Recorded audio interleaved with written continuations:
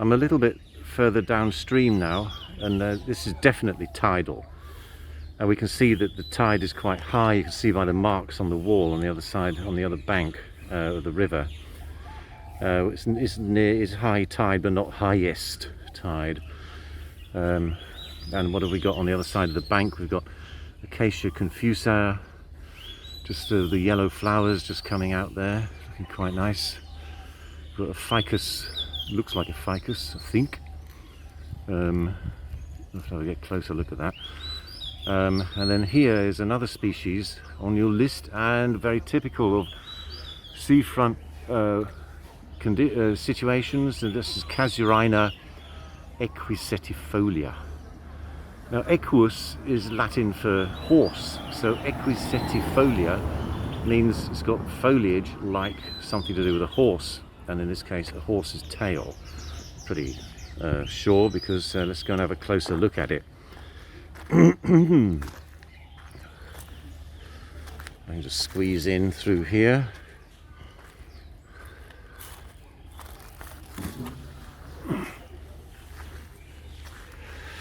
And we can get a closer look at the foliage of the Casuarina equisetifolia. Now, when you look at it, you think, oh, it's going brown. Right? Maybe it's not very well. Actually, it's quite well. It's reproducing.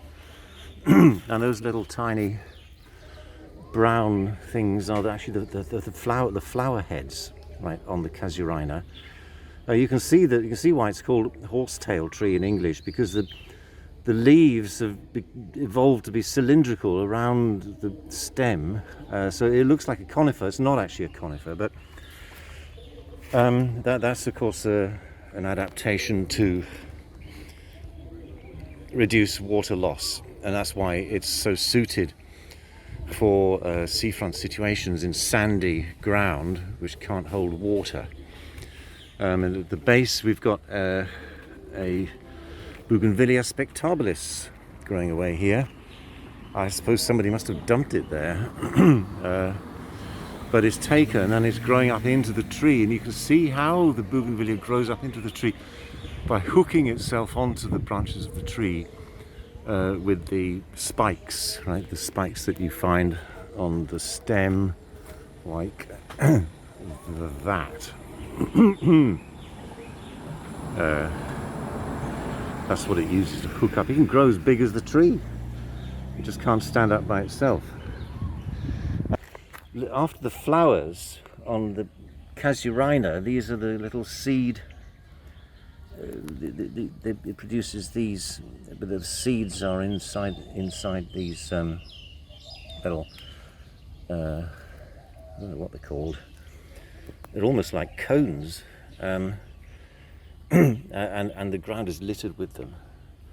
So we see the flowers on the tree at the moment, and then we see the remains of last year's seed cones. And the little seeds have been spread around somewhere, and hopefully some of them will come up.